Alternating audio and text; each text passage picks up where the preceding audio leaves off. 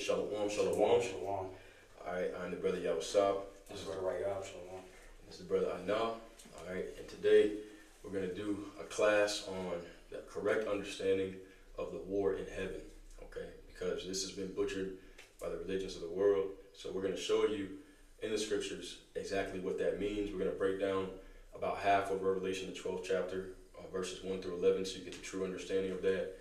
What the beast system is and all these different things. Pretty much foundational teachings that you're going to need to understand prophecy. Okay, so as always, before we get started, okay, we're going to give all praise, all honor, and all glory unto Yahweh, Bahashem, Yahushai, Bahashem, Rakak, Wadash. All right, and double honors to the head apostle / elder bishops of the great millstone, who teach and who rule well. Peace, blessings, and safety to all you sincere Akim. Keep pushing, keep believing, and keep the faith, regardless of what people hear or whether they forbear. All right, so once again, as I said, we're going to break down Revelation chapter 12, verses 1 through 11. All right, so pretty much you have to understand this concept of the war in heaven. All right, it comes from Christianity, Roman Catholicism, and the ideal comes from a lack of understanding of Revelation, the 12th chapter. All right, so that's what we're going to go into. If you could, brother, you could read off the blue letter. Okay. Because I'm going to have you go into certain words. Okay, good. All right, so I'm going to read Revelation chapter 12 and verse 1. All right, and it reads, it says, "And there appeared a great wonder in heaven, a woman clothed with the sun and the moon under her feet, and upon her, let me see, and upon her head a crown of 12 stars." Okay, now this woman that it's talking about is actually going into the daughter of Zion. All right, this is a metaphorical for the children of Israel. It's not talking about Mary. Okay, because a lot of times in the Catholic Church they'll tell you that Mary is this verse is talking about Mary, but the clue here is the crown on her head with 12 stars, because there's 12 tribes of Israel. All right, if you could, brother Anah, get me Jeremiah chapter 6 and verse 2. Okay, the Lord, he said that I liken the daughter of Zion to a beautiful and comely woman. All right, so that daughter of Zion who is speaking of, this is the bride of the Heavenly Father, Yahweh, the wife. Okay, that was put away and divorced because of disobedience.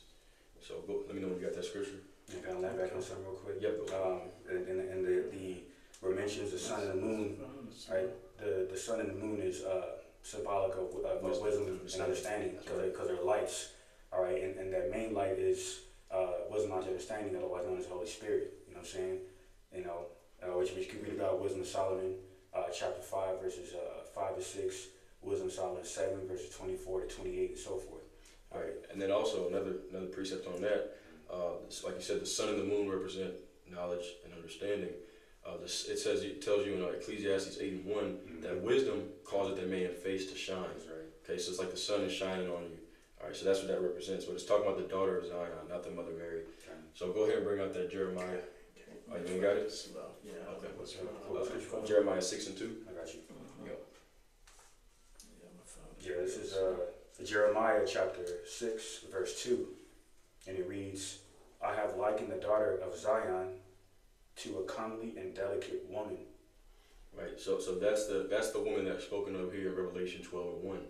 All right, and then I'm gonna get verse 2, Revelation 12 and 2. It says, "And she being with child cried, travailing in birth, pained to be delivered."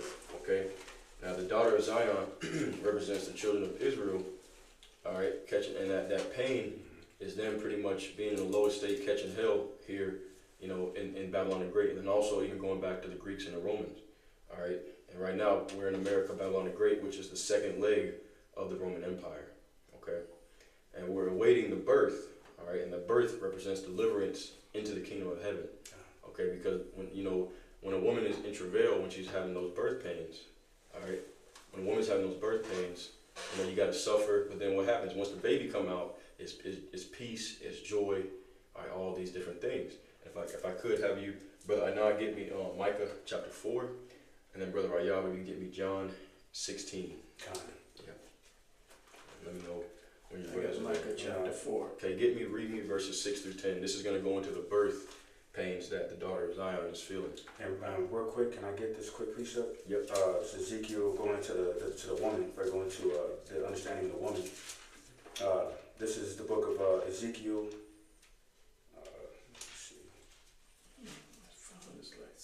Ezekiel chapter 36.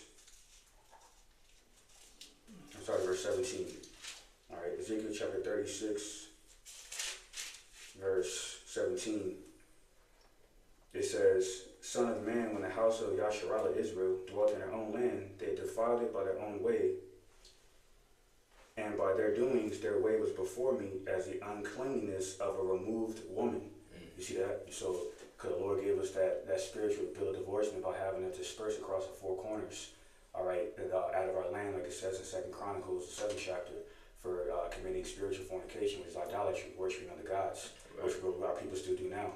All right. So this is Ezekiel 36 and 18. It says, Wherefore I poured my fury upon them for the blood that they had shed upon the land, and for the idols, and for their idols wherewith they had polluted it. All right, so we polluted that land, okay, with the blood of our people, by offering our people to these gods like Baal, Molech, which required human sacrifices. Right. You see what I'm saying? And that's wicked. So verse 19. Here's the last one here, verse 19. It says, And I scattered them among the heathen, and they were dispersed through the countries, according to their way. Okay, it says according to their way and according to their doings, I judged them. All right. You see? And like the first verse you read, I'm talking about the daughter of Zion. Okay, it's not talking about a literal woman as representative of the children of Israel. Okay, bring up that Micah chapter 6, and we started Micah chapter 4. Wait, hang on. Micah 6 and 4. No, Micah chapter 4 and verses 6 through 10. Okay. Yeah, you can go ahead. You got yours already? Yeah. Okay, go ahead. Micah 4 starting at verse 6. Okay. Micah 4 and 6. In that day, saith the Lord, will I assemble her that exalteth, and I will gather her that is driven out, and her that I have afflicted. Right, and who is that? Once again, that's the daughter of Zion, this woman that appears in Revelation 12 and 1 with the crown with 12 stars. It's talking about the 12 tribes of Israel. All right, he says, I'm going to gather out her that was driven out. Keep reading. In verse 7. And I will make her that halted a remnant, and her that was cast off, far off, a strong nation. Right, I'm going to make her a remnant, and her that was cast off a strong nation. This is the elect, which is what you're seeing right now. The elect is being gathered together to become a strong nation and inherit the kingdom. All right, keep reading.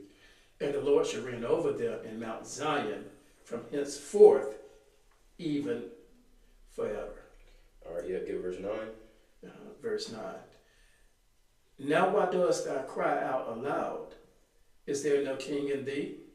Is thy counselors perished? For pains have taken thee as a woman in travail. Stop right there. It says, pains have taken thee as a woman in travail. All right, this is what we're reading about right here, Revelation 12 and 2. And she being with child cried, travailing in birth, and pain to be delivered. Okay, get that next verse. Be in pain and labor to bring forth, O daughter of Zion. Right, so that's what it's talking about, yep. Like a woman in travail, for now shalt thou go forth out of the city, and thou shalt dwell in the field, and thou shalt go even to Babylon. Right, and then she'll go to Babylon, and then what? And there shalt thou be delivered.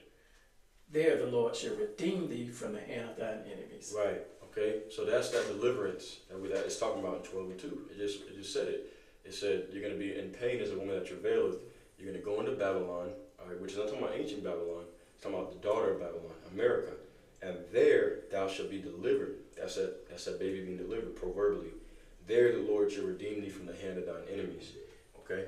You got that, John? John 16. Yep, John chapter 16, verse 20 and 22. This is St. John, chapter 16, verse 20. It says, Verily, verily, I say unto you, that ye shall weep and lament, but the world shall rejoice. And ye shall be sorrowful, but your sorrow shall be turned into joy. Like that reminds me of that precept. It says, you should not be as joyous as other people. I'll be paraphrasing. Right. Why? Because like it says at the end of the 9th chapter, we all went into captivity, man. We all suffered the greatest evil under the sun, which is captivity and other similar manners of oppression, affliction. Right. You know what I'm saying? Including idolatry. And that's why down there in Saudi Arabia, there's some jakes that got put to death for worshiping the black stone. All right, They was like through that Oh, that yeah. pilgrimage. Yeah, the God, Mecca. you know, the elder Monatizaka did a lesson on that. You know, because the Heavenly Father, Yahweh is displeased with the condition that our people are in right now, and that's why Yahushua wept. You know what I'm saying? And that's the whole reason they were cast out, because of idol worship. Okay, going back to the curses of Deuteronomy 28th chapter. If you disobey, you worship other gods, what's going to happen to you? He said, I will lead you into captivity. I'll send an enemy nation against you, which is what we're going to read about in Revelation 12:3. Okay, the dragon, the beast with 7 heads and 10 horns, which we're going to break all that down. But that's what it's talking about. It's talking about a nation. It's not talking about an actual dragon. All right. So is there more meat on that? Okay. This is St. John 16:21. It says, a woman, when she is in travail, has sorrow, because her hour is come. But as soon as she is delivered of the child, she remembereth no more the anguish for joy that a man is born into the world. Yep, and that's exactly what the daughter of Zion, the children of Israel, are going through right now. All right, the children of Israel in travail, they're in pain, waiting to be delivered, waiting for that baby to come out, and that baby represents deliverance into the kingdom. All right, once the baby comes out, the pain is forgotten. All you're thinking about is the blessing that you've now received. So it's all symbolic here, okay? But it's all talking about the same event. You know, the children of Israel in Babylon the Great, as we just read in Micah the 4th chapter. All right, in that pain, waiting to be delivered. Okay, is there more meat on that? Verse 22 says, and ye now therefore have sorrow, but I will see you again, and your heart shall rejoice, and your joy no man taketh from you. Yep, and that he said, I will see you again. That's when Yahweh is going to come back the second time as an angelic force with the thousands of angels ready to deliver his elect, and that's going to be that proverbial birth. That's when the elect is going to be beamed up. They're going to receive incorruptible bodies and inherit the kingdom. Okay, Lord's will be that number. I'm going to move on to verse 3 now. Line back on what the brother was saying. That's why Revelation 21:2 speaks about New Jerusalem coming down from heaven. All right, so under that second holy covenant, we're going to be revitalized in Yahweh B'Shem Shai, and we're all going to be in the kingdom, and we're all going to be in the kingdom of heaven. Right. And perfected, because you go to that word new in the Greek, is krinos, which means refreshed. All right, perfected. So we're going to be refreshed. All our impurities are going to be wiped out, as it tells you in 1 Corinthians the 15th chapter. At the corruptible, the corruptible shall take off and put on the incorruptible. All right. But I'm going to move on. We're going to get into that beast now in Revelation chapter 12 and verse 3. So I'll read the verse, and it says, okay, and there appeared another wonder in heaven, and behold, a great red dragon, having 7 heads and 10 horns, and 7 crowns upon his head. Okay, now this great red dragon represents the 4th beast that is spoken of in Daniel chapter 7. So if one of you brothers could get Daniel 7 real quick. 7:3. Yep, Daniel 7:3, that's right. Yep.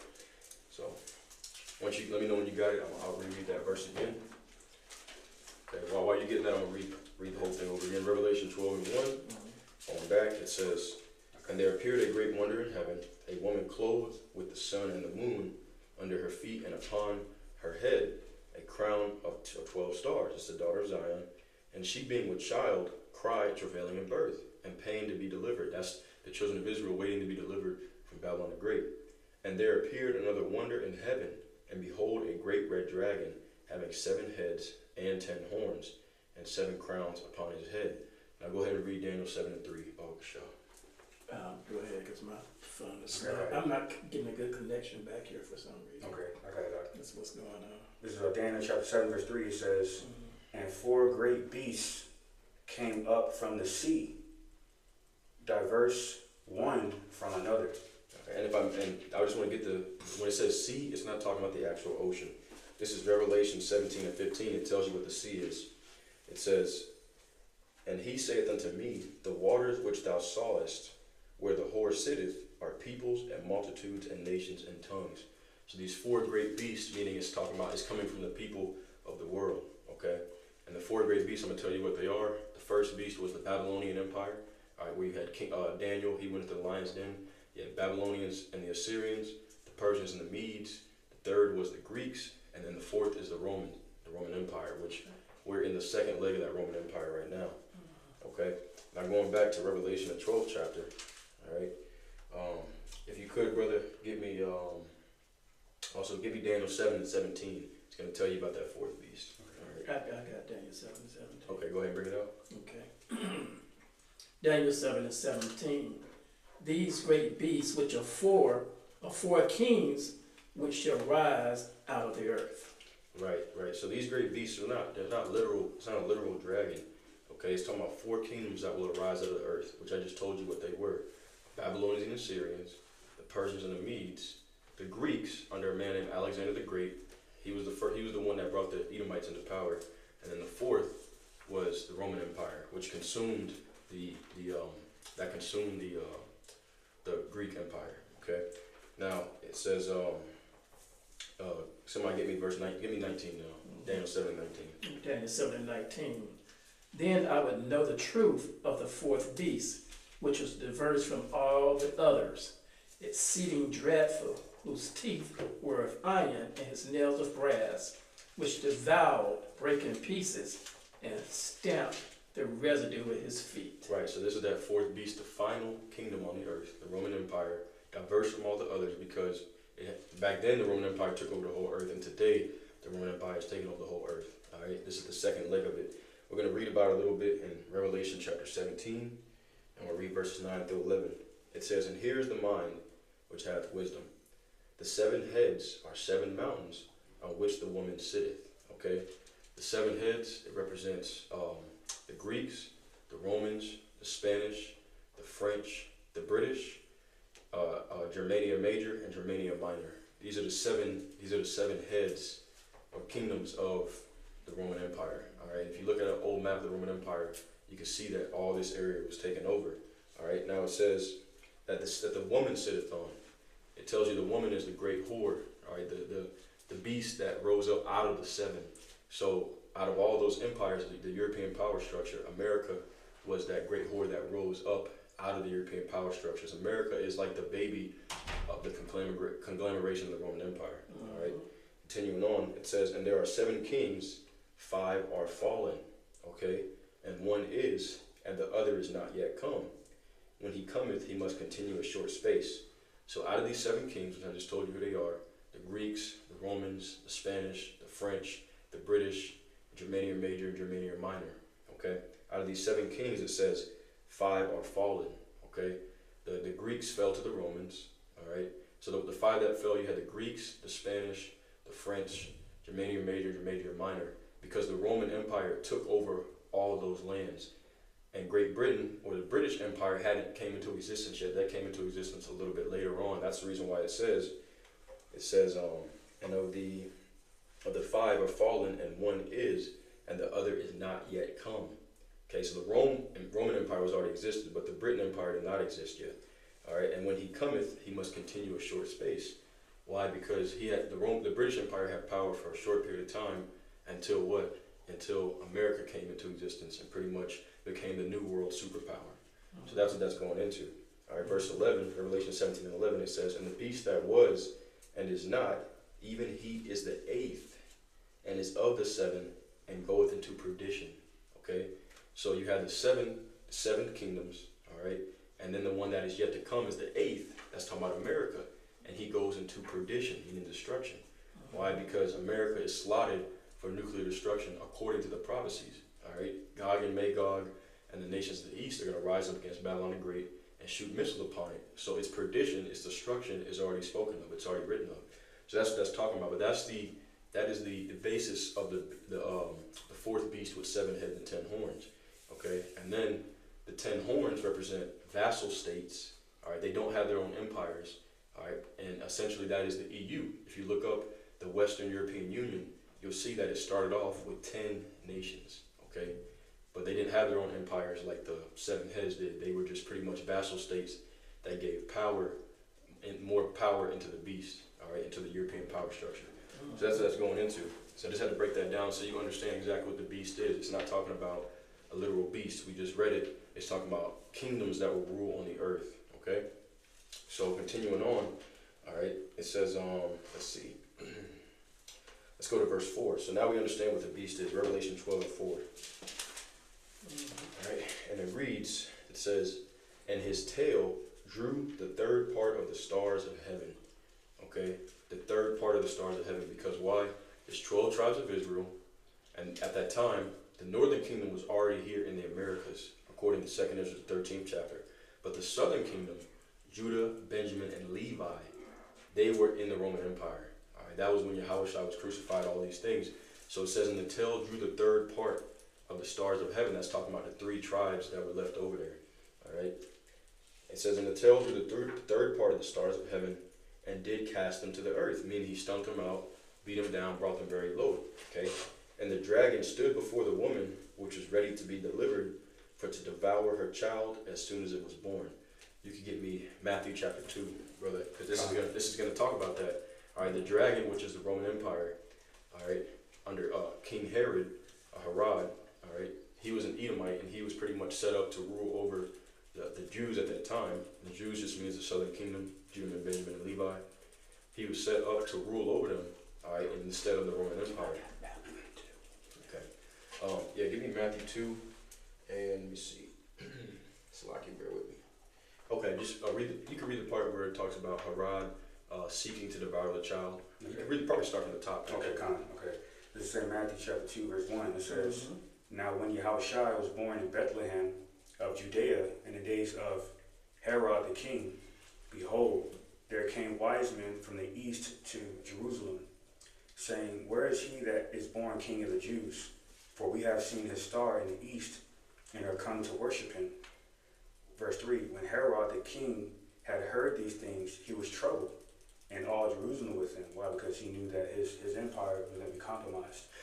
Right, because he was the king, so that he's over here like, oh, a new king is coming around. So he's trying to look forward so he can, do what he's gonna do. We're gonna be there. St. Matthew 2 and 4 says, And when he had gathered all the chief priests and scribes of the people together, he demanded of them where Hamashiach should be born. And they said unto him, In Bethlehem of Judea, for thus it is written by the prophet, And thou, Bethlehem, in the land of Judah, art not the least among the princes of Judah. For out of thee shall come a governor that shall rule my people Israel. And that's the same governor spoke about in Isaiah 9, around the 7th verse. Right. Come on, exactly. Right. A government shall be on his shoulders, for unto us a child is born. St. Matthew 2 and 7 says, Then Herod, when he had privily called the wise men, inquired of them diligently what time the star appeared. And he sent them to Bethlehem and said, Go and search diligently for the young child. And when ye have found him, bring me word again, that I may come and worship him also. So he's being deceptive. Right? He was acting like he wanted to worship him just to further entice them to reveal Yahushua's location so he could slay him. Right? Verse 9, it says, When they had heard the king, they departed, and lo, the star which they saw in the east went before them, till it came and stood over where the young child was. When they saw the star, they rejoiced with exceeding great joy. And when they were coming to the house, they saw the young child with Mary his mother, and fell down and worshipped him. And when they had opened their treasures, they presented unto him gifts, gold, and frankincense, and myrrh. And being warned of the Most High God, Yahweh, in a dream, that they should not return to Herod, they departed into their own country another way. Verse 13, here's the point. And when they were departed, behold, the angel of the Lord appeared to Joseph in a dream, saying, Arise and take the young child and his mother and flee into Egypt, and be thou there until I bring thee word. For Herod will seek the young child to destroy him. Right. And so, with that being said, let me read this verse of Revelation again. Okay, Revelation 12 and 4. I'm gonna read that just the second half of it. And the dragon stood before the woman, which was ready to be delivered, for to devour her child as soon as it was born. So the dragon is talking about the Roman Empire, and we just read that King Herod, he deceitfully tried to find out the location of where Yahushua was, all right, so that he could slay him, so he could kill him. That's what this is going into. That's a key clue in revealing who the dragon is, because we just read that the beast or the dragon is a kingdom that's going to rule on the earth. So I'm talking about, once again, an actual dragon. Okay, it's talking about a kingdom. And King Herod, all right, he was the one that was set up to rule over the Jews, all right, during that time, instead of the Roman Empire, all right, he was looking to try to kill Yahushua as soon as he was born, because he was threatened. So that's what this is talking about. All right, is there more meat on that? No, that was it. We'll move on to the next verse. Okay, so now we understand that. All right, we'll read I'll read Revelation 12 and 1 and go back down. Okay, Revelation 12 and 1. And there appeared a great wonder in heaven, a woman clothed with the sun and the moon under her feet, and upon her head and a crown of 12 stars, the daughter of Zion, the 12 tribes of Israel. And she, being with child, cried in birth and pain to be delivered. And there appeared another wonder in heaven, behold, a great red dragon, having 7 heads and 10 horns, and 7 crowns upon his head. All right. Once again, this is the Western power structure. All right. And his tail drew the third part of the stars of heaven and did cast them to the earth. All right. Judah, Benjamin, and Levi. And the dragon stood before the woman, which was ready to be delivered, for to devour her child as soon as it was born. Okay. That's talking about Yahushua. And she brought forth a man child who was to rule all nations with a rod of iron. And her child was caught up onto the Most High and to his throne. Okay, now I'm gonna get some precepts on that. Give me, if you could, brother, you got something? No. Okay, one of you brothers get me Psalm chapter 2.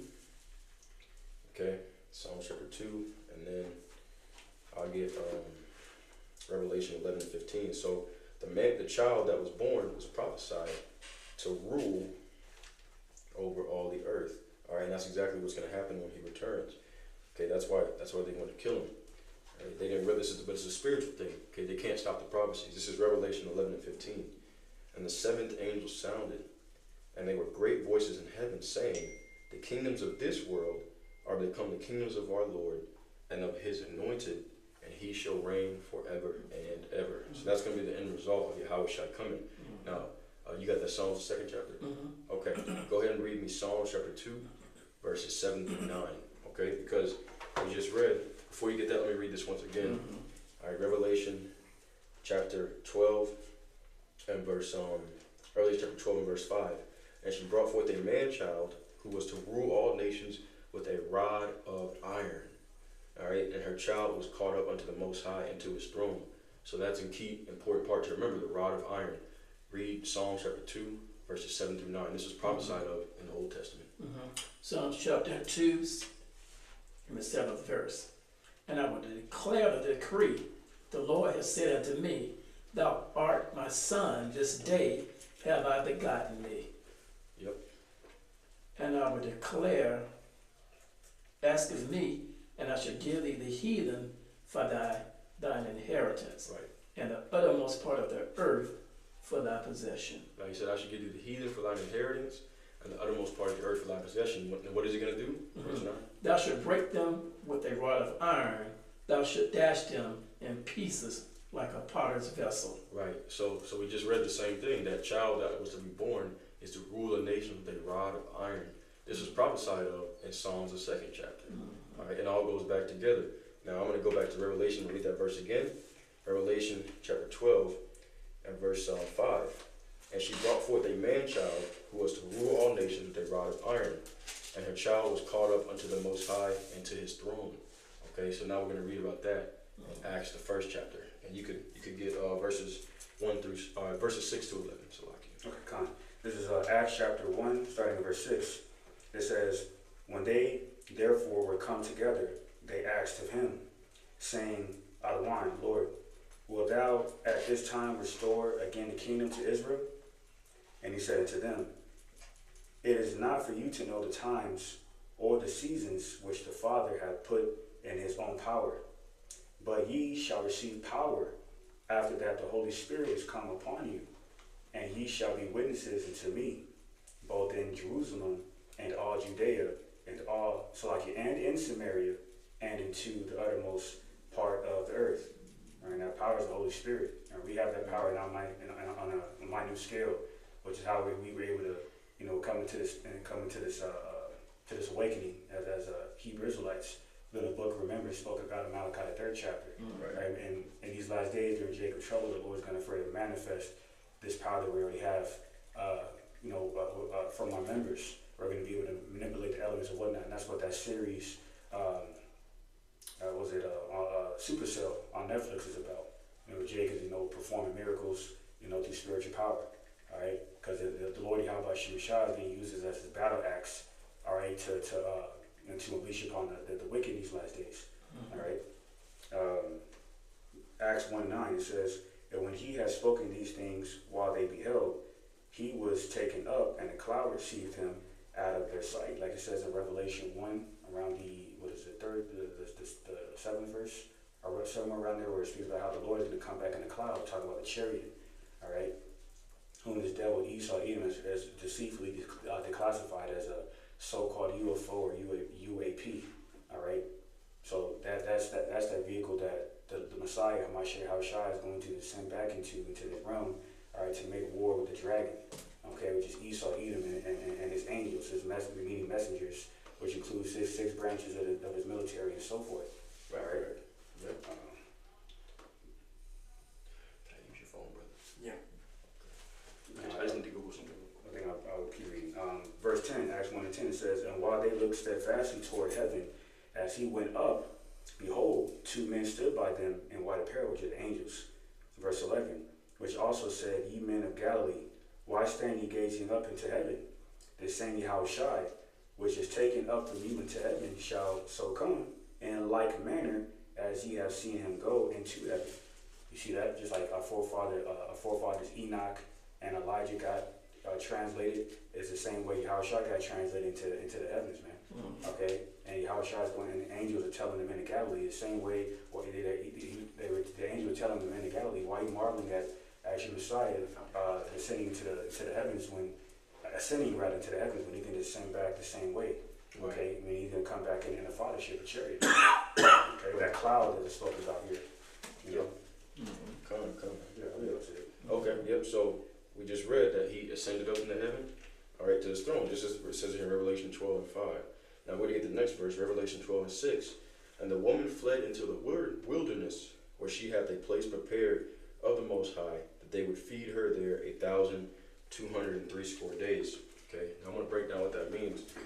The wilderness the daughter of Zion, all right, meaning the southern kingdom, fled into was what's known of as Africa today, all right, because that is where they would flee for refuge after the siege of Jerusalem in 70 AD. All right, just like Joseph, all right, was told to flee into Egypt.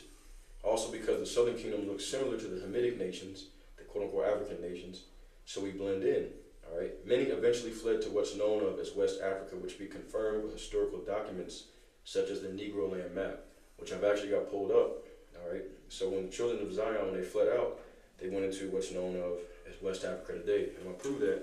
So this is actually right here. You can't see it. I'm gonna put the link in the description. All right, but this is from the Library of Congress.gov. This is an official government document. All right, and I'll show you brothers right quick. So it's a map of this. It's a slave map. Yep, come. It's a slave map. All right, of where the slavers, when they came to grab the children of Israel. Right. All right, it shows you right here. All right, this is where most of the slaves are grabbed from. But look what it says: Judah. Kingdom of Judah, or we the slave coast. Okay, Right. so this is an official document from the Library of Congress.gov. All right, and this is the map that they used when they were seeking out slaves off the coast of West Africa. So where most of the slaves came from is down here, modern day Nigeria and Benin. And you can read, it says Kingdom of Judah, or Ouidah Slave Coast. And this is an accurate historical document from the Library of Congress.gov. So there's plenty of historical evidence, if you do the research, that shows that the so-called Negroes that were brought over here in slavery are the Southern Kingdom, the tribe of Judah, Benjamin and Levi, and the so-called Latinos and Native American Indians are the Northern Kingdom. All right, starting off with Jacob. Well, Reuben. Yeah, starting with Reuben all the way down to Issachar, the so-called Mexican. I wish I would have brought that chart. We should have brought it. Yeah. We got a chart that lists everything off. Yeah. Oh, he saw it. Yeah. But I was gonna elaborate on what the brother was saying about the history of Negro land and whatnot, in correlation with this book, the information in this book called From Babylon to Timbuktu, a history of ancient quote-unquote black races, including the black Hebrews, quote-unquote. All right, and we know black is a byword mentioned in Deuteronomy 28:37, so we're not black. You know, this brother's wool is black, my beard is black, but we're actually melanated. These brothers here are brown, or different shades of brown. Right? We refer to read about that in Amos 9:7, where the Lord said the Lord compared the children of Israel to Ethiopians. Okay, because the Ethiopians are Hamites, which are another dark-skinned nation. All right, and we're dark-skinned as well. And this is why Yahushua was taken into so-called Africa to blend in with them Hamites over there when Herod tried to kill him. Right. You know, so but nonetheless, this book here, okay, get it on camera. I'm sure you know Akim. A lot of Akim already know about it. But for the newcomers, yeah, this book from Babylon and Timbuktu further goes into the information brother brought out on how we ended up, the Southern Kingdom predominantly wound up in Africa, Northwest Africa to be exact, because in St. Luke 21, Yahushua commanded us to flee to the mountains, which are the Atlas Mountains in Northwest Africa, around the Saharan Desert, around Morocco, so forth, Algeria, and that's where the trans-Saharan slave trade took place. So it's not a coincidence. You know what I'm saying? So, and if I may add, that's where the Moors, people don't know, but the Moors conquered Spain, and they came out of that. They came out of that area. They conquered what's known as the Iberian Peninsula, and they were coming out of that area of West Africa. All right, so that's just a little history lesson right there. But this is prophesied of the children of Israel that were over there in West Africa. We just showed the historical documents. It's also prophesied of in Joel the 3rd chapter. So I'm gonna get that right quick. This is Joel chapter 3 and verse 6. It says, "The children also of Judah and the children of Jerusalem have ye sold unto the Grecians." And who are the Grecians? Okay, that's the so-called Europeans. That ye might remove them far from their border. Okay, so we were taken from that area, the kingdom of Judah, the slave coasts over what's modern day Nigeria and Benin. All right, and we were sold by the Hamite nation because they knew we were different. We're both dark people, but completely different customs, different gods, different language. So they sold us to the Europeans. Okay. And that's prophesied of here in Joel 3 and 6. But continuing on, let's go back to Revelation 12 chapter. I'm going to read that verse again. Revelation 12 and 6. "And the woman fled into the wilderness, where she hath a place prepared of the Most High, that they should feed her 1,260 days." Okay, now if you do the math on that, all right, it says that 1,203 score is 1260. Which you divide that by 30, it equals 42 months. Okay, 42 months, which equals 3.5 years. This is prophetic because the first slaves touched down 1619. So 350 years later, 3.5 years, that's when Abba Bivens came on the scene. From 1619 to 1969, roughly, is when Abba Bivens came on the scene. All right, and he started to wake the children of Israel up. Okay, and that's spoken of in Malachi, the 4th chapter. It said that Elijah will be returned before that great day. The Bible speaks of reincarnation over and over. So, Abba Bivens, we believe him to be that reincarnation of Elijah. All right, because that time frame lines up perfectly. 1619 and 1969. That's your 350, 3.5 years right there. All right, but also on top of that, what else was I gonna get? Oh, it's prophesied of in Jeremiah the 50th chapter, verse 33. All right, that the children of Judah and the children of Israel, the southern and northern kingdom, will be oppressed together. So we had to come here to be oppressed together and eventually be delivered together. All right, because it's told of in Ezekiel 37 that the Lord is going to make the southern kingdom and the northern kingdom one once again. Okay, so that place where He prepared for us, He set us up over there in West Africa specifically for the movie script to go, so that we be captured, would be sold to slavery, brought over here to the Americas, and we could be joined together again with the Northern Kingdom in the latter days. That's right. Okay, so continuing on, all right, that's what that's going into. Here's the part of the war in heaven. Revelation chapter 12 and verse 7. "And there was war in heaven. Michael and his angels fought against the dragon, and the dragon fought against his angels." Somebody give me Daniel chapter 12.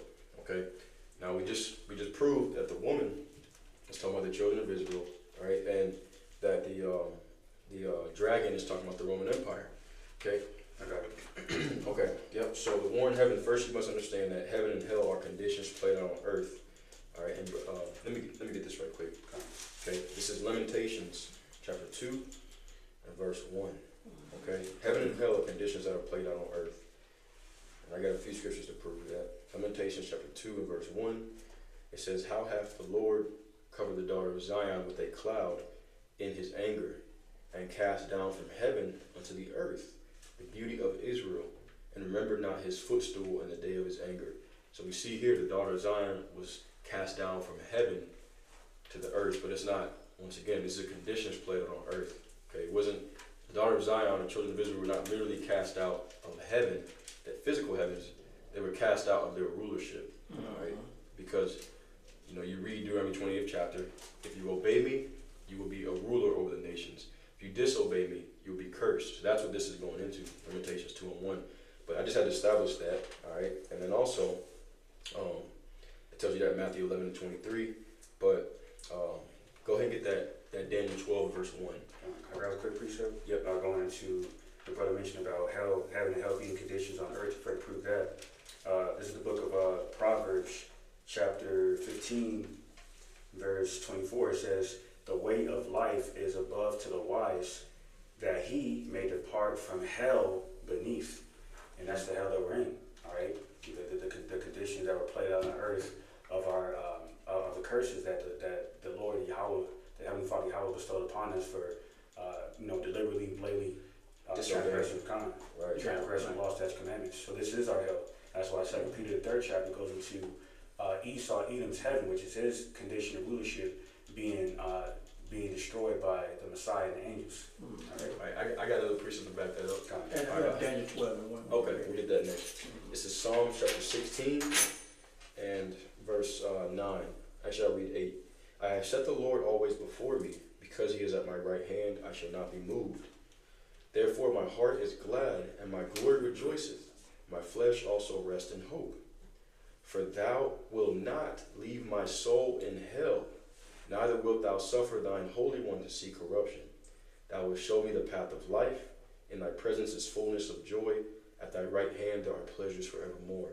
So this tells you, he said, "You will not leave my soul in hell." So according to Christianity, Catholicism, hell is a place where you go underground and you're trapped there forever.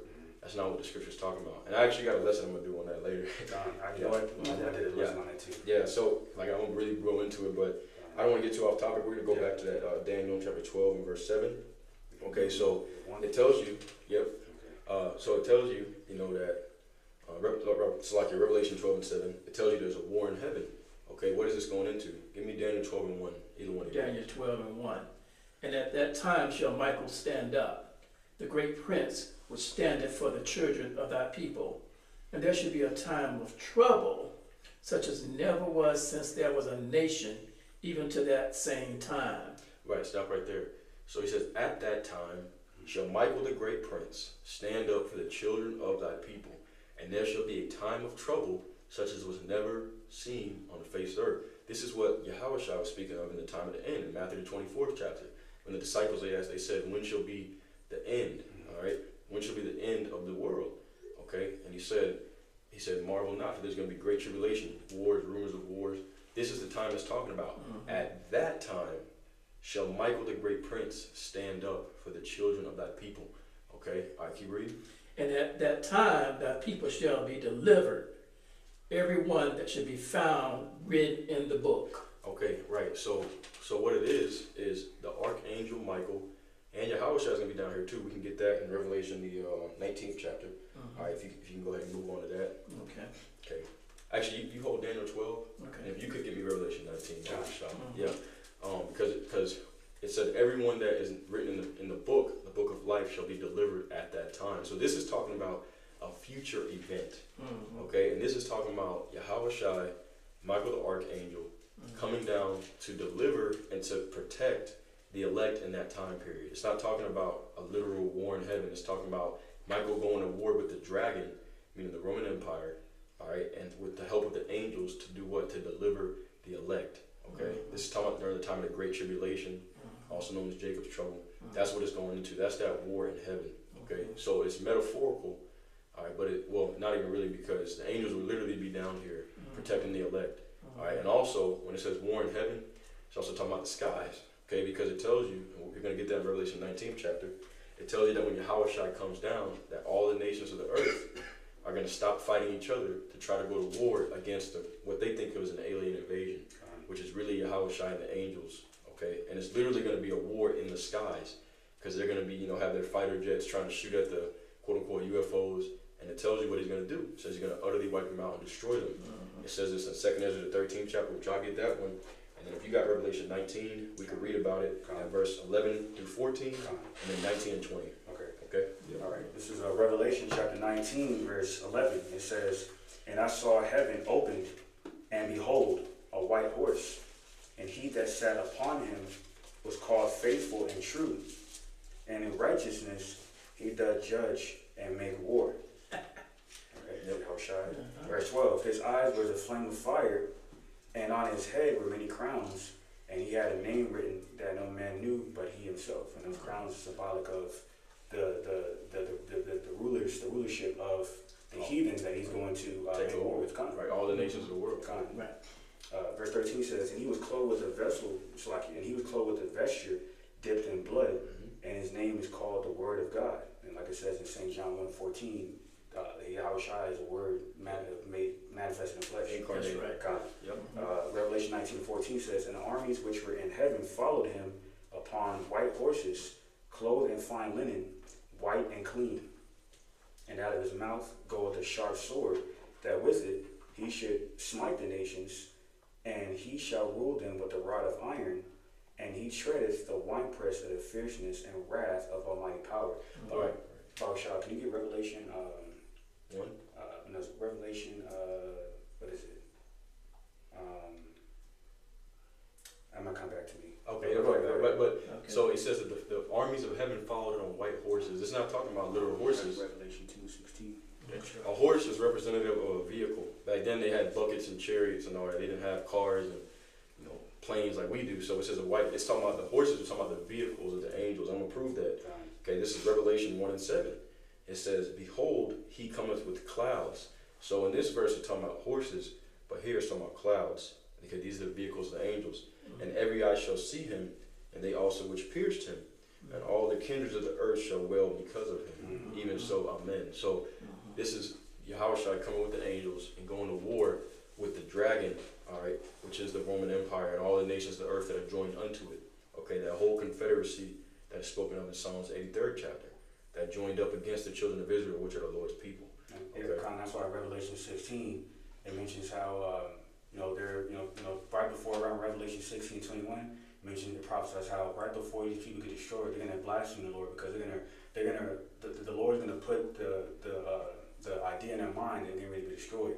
Because like it says here, Revelation 19:15, out of his mouth goeth that sharp sword. And that's how he's gonna smite these people. What is that sharp sword? Can you get that, brother?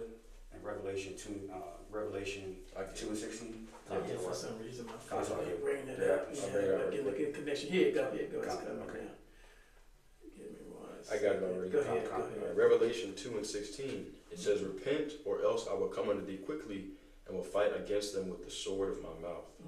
And that sword of that mouth is that breath from the fathership, that tempest, That's that description. contrary heat. I got that. I got that next. Come. Yeah. So get verse 19 and 20, and I'm gonna get the account in 2nd Esdras about the Lord coming. Okay. Yep. Revelation 19 and 19. It says, and I saw the beasts and the kings of the earth and their armies gathered together to make war against him that sat on the horse and against his army. All right. Verse 20. And the beast was taken, and with him the false prophet that wrought miracles before him, with which he deceived them that had received the mark of the beast, which is the mark of chip, and them that worshipped his image. These both were cast alive into a lake of fire burning with brimstone.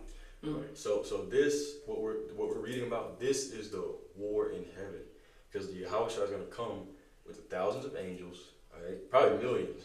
You know what I'm saying? Really, probably millions. And then the kings of the earth we just read, they're going to stop fighting each other, and they're going to turn to fight the Lord. Give me Habakkuk 3:16. Can I break on that real quick? Yeah, go for it. That's why in 1987, Ronald Reagan made a very infamous speech, a very well-known speech, in the 1987 United Nations resolution speech, where he suggested that in the event of a quote-unquote extraterrestrial threat, all these nations, all the armies of the nations, including the armies of the nations that are the adversaries of America, should band together and fight this quote-unquote extraterrestrial force. And that's exactly what they're going to try to do. Yeah, and he was being deceived because he didn't identify who that so-called extraterrestrial force was, which is the Lord, the Messiah, Yahushua. Right. You see, because that alien term is another government psyop, all right, to further confuse people. Because that's why they refer to the UFOs and UAPs as declassified information. You know what I'm saying? That's why back in 1952, when Harry S. Truman was president, they tried to block out the information of the chariots swarming around the White House. You see what I'm saying? Oh, yeah. Because that would have opened up another can of worms. That's why they call it declassified information in regards to the true identity of the chariots of the Lord, which they declassified deceitfully as UFOs and UAPs to make people believe that they're so-called aliens. All right, that's why they put out these movies like Independence Day and whatnot. The one with Tom Cruise, War of the Worlds, where these chariots are zapping people. You know what I'm saying? And like it says in Zechariah 14:12, they shall, what does it say? Their eyes shall consume away from their holes in their mouth. God. The tongue shall consume away in their mouth, and their flesh shall consume away off their bones while they stand upon their feet. That's going into nuclear missiles, but also the chariots. They have concentrated fire to where they're going to burn people. Whether it's a laser or whether it's like literal fire coming out. But I'm gonna go ahead and get that second Ezra because it tells you that here. So this is the war in heaven it's talking about. When Yahushua comes with the angels, and it's going to tell you, all right, this is another account of this event. This is 2nd Ezra chapter 13 verse 1. And it came to pass after 7 days, I dreamed a dream by night, and lo, there arose a wind from the sea, that it moved all the waves thereof. And we read earlier, Revelation 17 and 15, that the waters represent people and kindreds and tongues and nations. Okay, so this thing that comes out of the seas is rising up to the people. All right, it says, and I beheld, and lo, that man waxed strong with the thousands of heaven. And when he turned his countenance to look, all the things trembled that were seen under him. So they're going to be scared as hell, man. It tells you in Wisdom of Solomon, the 5th chapter, verse 2, it says that they should be amazed at the strangeness of his salvation. They're going to be freaking out when they see the angels pop up. All right, it says, and whensoever the voice went out of his mouth, all they burnt that heard his voice, like as the earth faileth when it filleth the fire. And after this I beheld, and lo, there was gathered together a multitude of men out of number from the four winds of the heaven to subdue the man that came out of the sea. But I beheld, and lo, he had graved himself a great mountain and flew up upon it. Have any of you brothers, you heard that? So, have you heard of anybody flying on a mountain before? Flying on a mountain? Yeah. Because this ain't no mountain. It ain't no regular mountain. Right. Read it again. Okay. 2nd Ezra 13 and 5. And after this I beheld, and lo, there was to gather together a multitude of men out of number from the four winds of the heaven to subdue the man that came out of the sea. But I beheld, and lo, he had graved himself a great mountain and flew up upon it. This is talking about the Lord. This is the big, I guess you could call it fathership or whatever vehicle he's going to come on. All right. The prophet Ezra likened it unto a mountain. All right. And there's scriptures there's like Zechariah 5 and 6 talks about mountains of brass that fly. So these are the quote unquote UFOs. These are literal vehicles that fly and they're made of metal. So this is what, we don't know exactly if they're going to be in the shape of a flying saucer, what they're going to look like, but these are obviously UFOs, unidentified flying objects, and that's how the Lord is going to come. And that's that war in heaven. It says, but I would have seen the region or place whereout the hill was graven, and I could not. So he said, I tried to look for the borders, the ends of this big flying vehicle, and I couldn't find it. That's how big it was. This thing is probably might be the size of the earth. We don't know how large it's going to be. It says, and after this I beheld, and lo, all they which were gathered together to subdue him were sore afraid, and yet durst fight. So all the kings of the earth are going to be scared, but they're going to have no choice but to fight Yahushua when he comes. And lo, as he saw the violence of the multitude that came, he neither lifted up his hand, nor held sword, nor any instrument of war, but only I saw that he sent out of his mouth as it had been a blast of fire, and out of his lips a flaming breath, and out of his tongue he cast out sparks and tempest. And they were all mixed together, the blast of fire, the flaming breath, the great tempest, and fell with violence upon the multitude which was prepared to fight, and burnt them up every one, so that upon a sudden an innumerable multitude nothing was to be perceived, but only dust and smell of smoke. When I saw this, I was afraid. So he said he gonna breathe out, he gonna blow out fire, and it's gonna be powder. All right, give me that Habakkuk 3 and 16. Disintegrate everything. Grab a quick piece for going into and he's gonna disintegrate the flesh of these people through that fire coming out of the chariots, man. That's that sword out of his mouth in Revelation 2 and 16. He's not talking about a literal sword. Right. So this is Isaiah chapter 64 from verse 1. It says, "Oh, that thou wouldest rent the heavens, okay, that thou wouldest come down, that the mountains might flow down at thy presence." So how in the hell could an actual mountain flow down from heavens? It's not talking about an actual mountain, it's symbolic. You see, he's talking about the chariot, all right? So Cause unlearned individuals read this and take it literal. But this is scriptures are composed of allegories, metaphors and so forth. It's poetic. Kind. So Isaiah 64:2 says, as when the melting fire burneth, the fire causeth the waters to boil, to make thy name known to thy adversaries, that the nations may tremble at thy presence. So just like just like the heathen once referred to the Heavenly Father as Al-Shaddai, meaning demon-like power. Right? That's going into Psalm the 9th chapter. This is how he's going to further remind these nations of his terrible reputation and righteousness. Right. Psalm 9 and 16. God. He's known by his judgments. And then it's crazy that it says that because it says he will come with the mountains and he will make the waters to boil. God. You know what Revelation 17 and 15, it tells you the waters is talking about people. Be hot. Yeah. It said the water is talking about people. God. He said he's going to cook these niggas. Yeah, man. Yeah. Yo, that's wild. Bro. Yeah. That's the reason why you want to be covered. Yeah. That's why That's why hot, we're it's here. cold. Hey, because the fear of the Lord is the beginning of wisdom. You know what I'm saying? It's going to get you out there preaching that word. And then on top, yeah. Mhm. So that's why in Isaiah 14:23 speaks about the besom of destruction. Yeah. You know what I'm saying? Which lines up with Jeremiah 51:1 by the destroying wind, Yeah. thermonuclear fire radiation. The same wave of radiation and fire that destroyed Sarah Connor and that vision and Terminator 2. Judgment. Where did they get that from? They got it from I was this. just Right. thinking Yeah, about Chicago. chapter 12, which says the wilderness where they run into. I was just thinking of Wales, and that's where it came from. Hey, give me Habakkuk 3 and 16. Okay. Go ahead and read it. I got Can I it. read this one? Okay. Okay, let me read that. Yeah, I just got one more. Sure. Isaiah 64:3 says, when thou didst terrible things which we looked not for, thou camest down, the mountains flow down at thy presence. Fire right there. Okay, go ahead and bring that up. Habakkuk 3 and 16. Habakkuk 3 and 16. When I heard, my belly trembled, my lips quivered at the voice. Rottenness entered into my bones, and I trembled in myself, Yeah, keep reading. that I might rest in the day of trouble. When he cometh up unto the people, he will invade them with his troops. He will invade them with his troops. All right, this is talking about once again the angels. All right, he will invade them with his troops. So see, this ain't nothing to play around with. This is the war in heaven that it's talking about. All right, now we're gonna keep moving on. Let's get Revelation 12 and 8 now. I'll go ahead and read that. All right, Revelation chapter 12 and verse 8. We'll get that next verse. We'll go to 11 and then we'll close out. All right. So it says, Revelation 12 and 8. It says, I'm gonna read 7 again. And there was a war in heaven. Michael and his angels fought against the dragon, and the dragon fought and his angels, and prevailed not. Neither was their place found any more in heaven.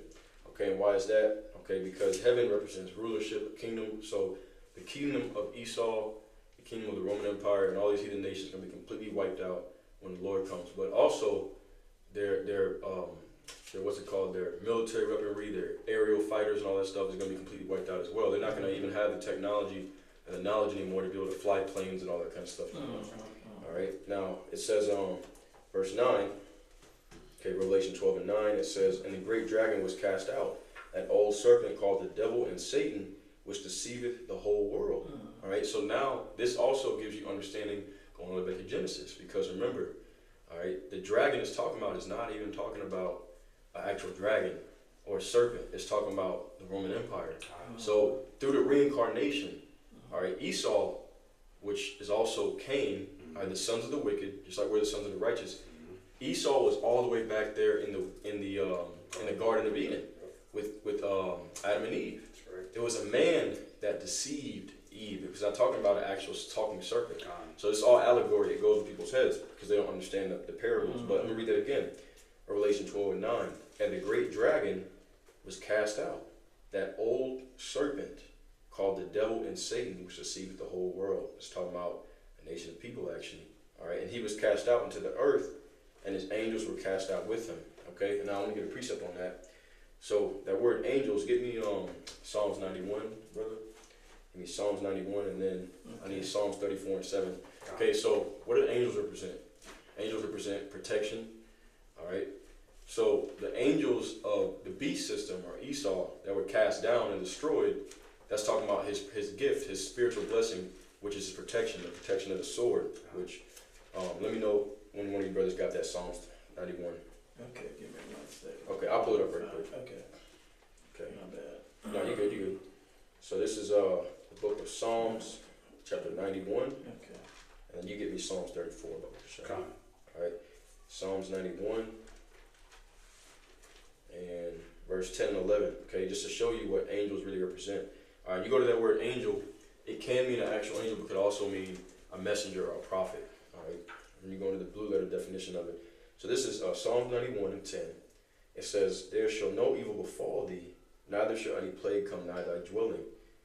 Verse 11, "For he shall give his angels charge over thee to keep thee in all thy ways." So the angels represent that protection.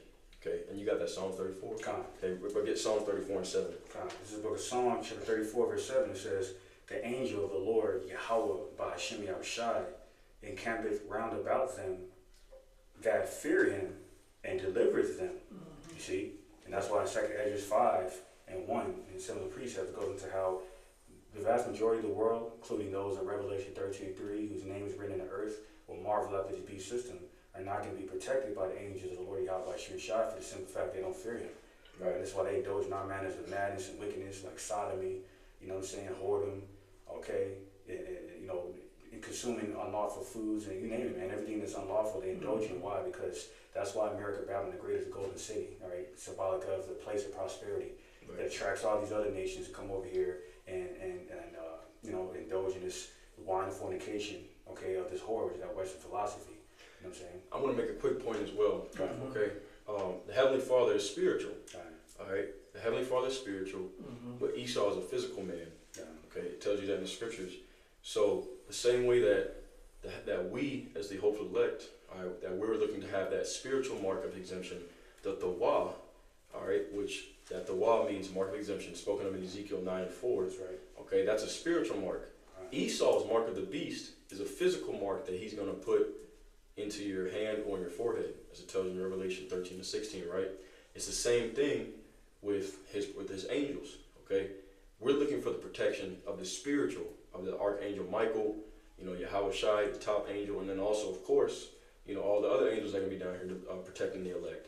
Esau, his angels, because once again, angels goes into protection, all right? His angels are physical, okay? His angels is his sword, his blessing of advanced technology, which I'm going to get right quick. This is Genesis chapter 27 and verse 38. "And Esau said unto his father, Hast thou but one blessing, my father? Bless me even also, O my father." He's talking to Isaac. All right. "And Esau lifted up his voice and wept. And Isaac his father answered unto him and said unto him, Behold, thy dwelling shall be the fatness of the earth." So you're going to be rich, wealthy, and the dew of heaven from above. "And by thy sword shalt thou live, and shall serve thy brother, and it shall come to pass, when thou shalt have the dominion, that thou shalt break his yoke from off thy neck." But the main part is that it said, "And by thy sword shalt thou live." That's right. So Esau has conquered the world by the power of the sword. That was a blessing that was given to him That's right. through Isaac, all right, from the Heavenly Father Yahweh. Okay, and what does the sword represent? It's a killing instrument. Yep. So Esau has had the blessing of the sword, which represents killing instruments. He has advanced technology at killing. He's good at killing things. That's why he likes to hunt. You know, because that's his blessing. That's All his right. blessing, right? You know, and It's so given to him in Genesis. his advanced technology that he has. You know, he's got drones. He created his own destruction. Okay, the ICBM nuclear missiles. That's all Esau's creation. All right, like he had the father of the nuclear bomb. They made a movie. Yeah, they made a movie about it. Oppenheimer. Right, exactly. Yeah. Right, that Esau, Eisenhower was an Edomite. Yeah. So his own blessing is what's going to be what destroys him. But just the point being made that once again, everything that we're looking for is spiritual. Why everything Esau is doing is physical. So his angels is talking about his angels, his protection is his advanced technology and all that, his weaponry. All that's going to be destroyed and cast down by the angel, the true angels, all right, which is the angels of Yahweh Shai, mark of the archangel, and the ones that are coming to protect the elect. Okay. Yeah, I'm back on that art. Yep. Like just like J. Oppenheimer was known for that saying, I become the destroyer of worlds. All right, where does the vibration of that saying come from? It's Revelation 6:4. It says, "And there went out another horse, that was red, because Esau's blood is translucent through his skin, all right, because he's really red and not white. It tells you that it first came out red Right. and hairy all over. That's right. Mhm. It says, then power was given to him that sat thereon to take peace from the earth, and that's all he's been doing, all right, because since the so-called independence from Britain, on behalf of America in 1776, there was been a war a little over 90% of the time, man. Right. Okay, so it says, and power was given to him that sat thereon to take peace from the earth, and that they should kill one another. And there was given to him a great sword. So he's influenced. That's why Isaiah 25:7 speaks about, the throne of iniquity. Okay, the wicked covenant cast rather. The wicked covenant cast is the hammer of the earth, Babylon the Great. You see, that's what he's influenced other nations, all right, to indulge in this carnal way of living, all right, relying on the sword, like it says in Psalm 44 and so forth, you see. And this is why there's a recent article came out in the U.S. Sun entitled Robo War, China set to release killer robots into battle within 2 years. And I give you 2 years. They already have killer robots with flamethrowers mounted on top of them. Right. You know what I'm saying? And so these are the angels. So that sword, that killing instrument the brother was going into, is a part of those angels, meaning messengers. All right, they're going to release upon the public, man.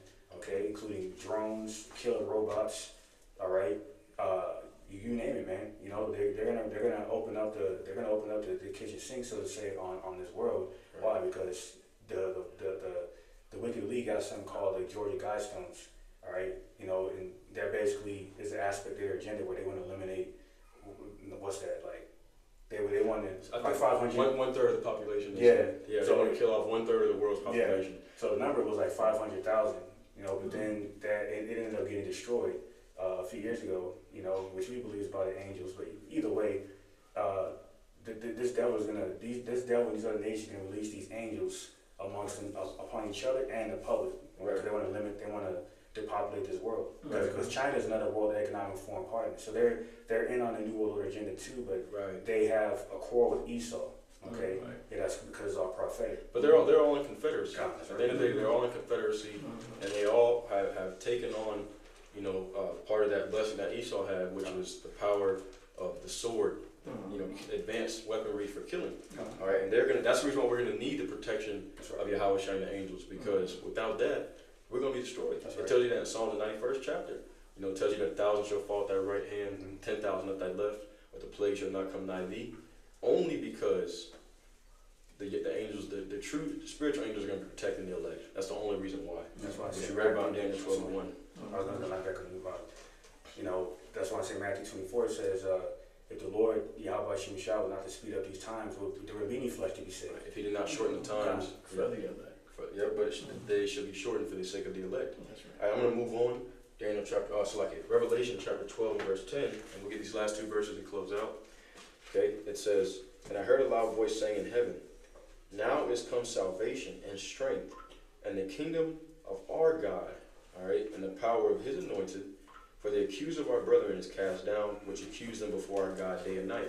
That's how you also know that this war in heaven is talking about a future event, and not something that's already happened. Okay, because in Christianity, they tell you that there was a war in heaven, and Satan got kicked out of heaven, and he's down in hell now, which that's all crap, all right? This war in heaven is talking about a future event, and it's going into Esau trying to destroy the elect, Yahushua and the angels coming to protect the elect. That's what it's really talking about. All right. But it said that the accuser of our brethren was cast down, because once again, Esau is an accuser of our brother, and Yahushua, when he comes, he's going to destroy him. Give me Isaiah 63, verses 1 through 8. Isaiah 63, first verse. Who is this that cometh from Edom with dried garments from Basra? With dyed garments from Basra. Who is this that cometh from Edom with dyed garments from Basra? Okay, why his garments, meaning his clothing, going to be dyed? It's going to be dyed in the blood of Esau. All right, we're going to keep reading. This that is glorious in his apparel, traveling in the greatness of his strength. I that speak in righteousness, mighty to save. Yep, that's the Yahushua. Wherefore art thou red in thine apparel, and thy garment like him that treadeth in the wine fat? Yep, keep reading.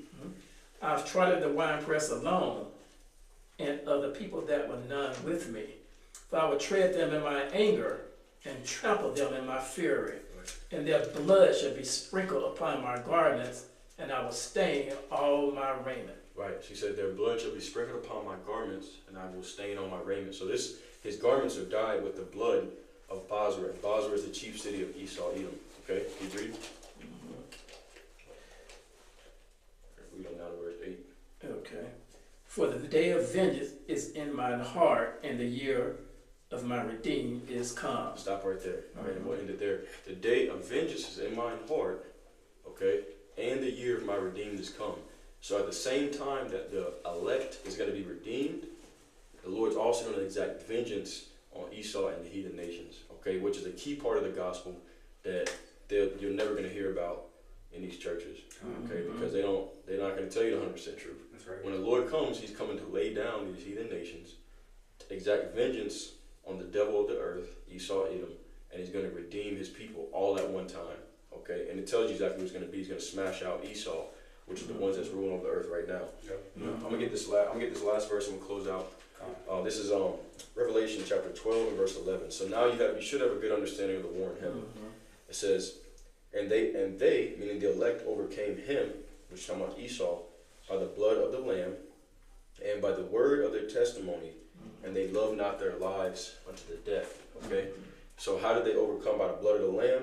Okay, well, because it tells you, all right, in Psalms chapter 17, verse 13, that Esau, the wicked, is the sword of the Lord. So you got to understand that. Why do you fear a devil? Why do you fear the powers of this world? All right, that the Heavenly Father controls him. He's their sword. Esau was created to punish wicked Israelites. So there's no reason to fear him. That's why it tells you in Hebrews, the 2nd chapter, it goes into that. It says that they were once in bondage by the fear of death, are now made free through Yahweh Shai. Okay, because now we know through these scriptures, these prophecies, that the elect, the victory is already written. It's already recorded. All you have to do is follow through with the movie script. Okay, but once again, Esau is the sword of the Lord. Okay, so if you're covered by the blood of Yahweh Shai, then the sword of the Lord, which is his wrath, all right, the instrument of his wrath, it's going to have no effect on you. Give me that Psalm 17 and 13. Come. This is Psalms chapter 17, verse 13. It says, Arise, O Lord, Yahweh, by Hashem Yahushai. Disappoint him, cast him down. Deliver my soul from the wicked, which is thy sword. He said, deliver my soul from the wicked, which is thy sword. So the wicked is the sword of the Lord. Okay? And get that verse 14. He's going to tell you, he's going to give you a clue to who the wicked is. Come. Psalm 17, 14, it says, From men which are thy hand, O Lord, Yahweh by Hashem Yahushai, from men of the world, which have their portion in this life. Which have their portion in this life. All right? Any brothers in here take their wallet out and pull out a dollar bill, whose face is on the money? Esau. All right, right. Esau's face is on the money. Who's controlling your water, your light, your electricity? All right, whether you have a job or not. It's Esau. All right, because his portion, his rulership, and his kingdom, his heaven is in this life. Okay, and ours is in the next. But remember, deliver my soul from the wicked, which is thy sword, from men which are thy hand, who have their portion in this life. We just read it. All right, so if you're covered by the blood of Yahweh Shai, okay, the sword of the Lord, which is Esau, all the killing instruments and technology that he has, it has no effect on you because you're protected by the angels, man. Right. All right, and I'm gonna get a quick precept. Real quick, just, Yeah, I got it. Okay, all right. yeah, so, what was this? I was gonna make a comment, but it slipped my mind. Okay, it's all good. Go ahead. I got a quick precept real quick. I'm gonna get, once again, if you're covered by the blood of Yahweh Shai. Oh, I know what I was going to say, Salakia. So Okay. the line back when the brother was saying, that's why Yahushua, that's why when the wicked, we was like the wicked scribes and Pharisees try to confound Yahushua about paying taxes. Yahushua cut him, confounded him by saying, okay, well, turn over that penny. Whose superscription on the back of that penny? He said, well, Caesar's. Okay, then Yahushua responded by saying, okay, well then render to Caesar what belongs to Caesar. You know, another precept that lines up with that is when Yahushua said, if this was my kingdom, my servants would fight. Right. So it's not. So this further confirms it's not our portion in life right now because earth was given to the hands of the wicked, like it says in Job 9:24, which is that dragon. Okay, it's synonymous with serpent. All right, and a serpent, is the quality of a serpent is a conniver. You know what I'm saying? A deceiver. You know what I'm saying? And that's why Esau the devil came to steal and destroy. I got a precept on that. Come, Psalms chapter 55. You probably know where I'm going. come. Yep. This is a precept. He said a trick of the serpent or characteristic is to be conniving. Okay, this is Psalm chapter 55 and verse 11. Actually, hang on, no, Slovakia. Verse 21. It says, the words of his mouth were smoother than butter, but war was in his heart. His words were softer than oil, yet were they drawn swords. Okay, that's a characteristic of Esau. He's going to speak good things to you, but then in his heart, he's really about to make war with you. All right, now I'm gonna get Romans chapter 5. Romans chapter 5, verse 9, it says, much more then, being now justified by his blood, we shall be saved from wrath through him. So we're justified by the blood of Yahushua, that the sword of the Lord, his wrath, will have no effect on us. Lord's will be that number. And I got a few more scriptures. Can I get this quick precept? Yeah, go ahead. This is Ezekiel chapter 21, verse 3. It says, and say to the land of Israel, thus said the Lord, Yahweh by Shemashai, behold, I am against thee, and will draw forth my sword out of his sheath, and will cut off from thee the righteous and the wicked. And that's what further confirms that Esau is a sword of the Heavenly Father, Yahweh, on the left-hand side, that he uses as a rod of punishment to the Israelites who do wickedly. Right. You know, that's why he allowed the oppression and around the civil rights movement to happen. You know, leashing, allowing Esau to sick dogs on us and whatnot, in which Esau obviously did against the Northern Kingdom. Right? Matter of fact, Slovakia, real quick. That's why when you read this book here, The American Holocaust by David E. Stanier, it goes into that. You say, where Esau is the conquest of the New World, going to the so-called conquest of the New World, where the Spaniards, the Spanish Edomites, were sicking dogs. They would train these dogs to get used to so-called indigenous flesh. Okay, so where the dogs, those attack dogs, would only crave indigenous flesh of the Northern Kingdom. You know what I'm saying? So, so that secular history, along with all the other similar accounts of secular history of our oppression and affliction, was permitted, okay, by the sword of the Lord on the left-hand side, which is Esau, Edom, because the wickedness we committed against the Lord, and that's going to continue, up into Jacob's trouble, man. I got one last precept I want you to get real quick. I'm going to read this again, and this will be the closeout. Revelation chapter 12 and verse 11. And this is how you're going to overcome all this stuff that's coming. And they overcame him by the blood of the Lamb. We read how that is. And by the word of their testimony. All right, let me get that right quick. Romans 10 and 10. All right, it says, for with the heart man believeth unto righteousness, and with the mouth confession is made unto salvation. So you being out there on the highways and byways, preaching this word, getting involved with the ministry, all right, this literally is a part of your salvation. Okay? I'll read that one more time. Romans 10 and 10. For with the heart man believeth unto righteousness. All right? And with the mouth, confession is made unto salvation. So you got to go out there and speak the words of the Lord. Okay, so they overcame him by the blood of the Lamb and by the word of their testimony, and they loved not their lives unto the death. So they loved not their lives unto the death. And I'm going to get two scriptures on that, and I'll have you close out with Revelation. Okay, they loved not their lives unto the death. This is James 1 and 12. Blessed is the man that endureth temptation, for when he is tried, he shall receive the crown of life, which the Lord hath promised to them that love him. Okay? Sirach 4 and 28, strive for the truth until death, and the Lord shall fight for thee. And get that Revelation 2 and 10, and we'll close out. This is Revelation chapter 2, verse 10. It reads, fear none of those things which thou shalt suffer. Behold, the devil shall cast some of you into prison, that ye may be tried. And ye shall have tribulation 10 days. Be thou faithful unto death, and I will give thee a crown of life. That's it. So be thou faithful to death, and I will give thee a crown of life. Okay, so that's how you're going to overcome the Lamb. Overcome Esau, right? The sword of the Lord, and make it through the war in heaven. So to speak. Can I bring up some last quick precept? Yep. Yeah, this is Isaiah 27 and 1. All right, going to the devil, being a serpent. All right, they're going to be destroyed. All right, this is Isaiah chapter 27. Isaiah chapter 27, verse 1.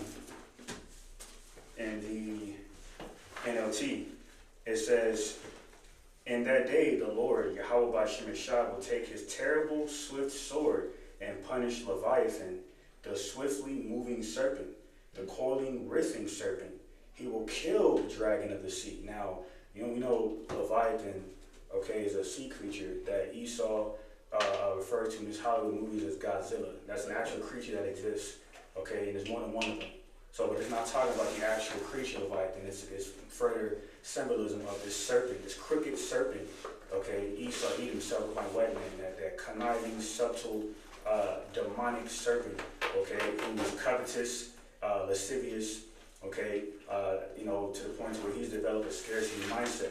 That's why he has his hand in all these prophecy words and whatnot to covet the world's substances, going into Psalm 7 and 14, okay, well, it's like in Psalm 17 and 14, that was brought up. Yeah. So that's why he's going to have to cough up all of these goods and so forth that he has stolen.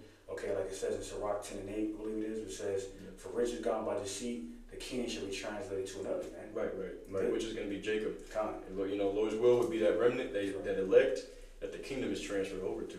Okay, but anyways, hopefully that gave you a better understanding of what it really means when it goes into the war in heaven.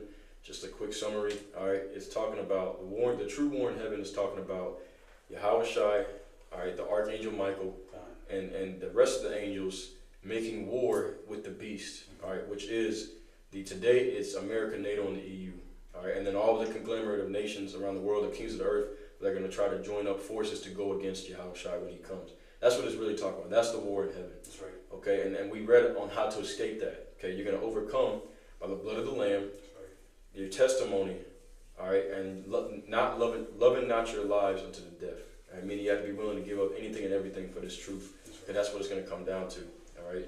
So, Lord's will is edifying. With that being said, as always, we want to give all praise, our honor, and our glory unto Yahweh, Ba'Shem, Yahushai, Ba'Shem, Rakakodash. All right, and double honors to the head apostles / elder bishops of the great millstone who teach and who rule will. Once again, as always, peace, blessings, and safety to all you sincere Aki. Keep pushing, keep believing, and keep the faith, regardless whether people hear or whether they forbear. All right, shalom, and abide the ball. Shalom.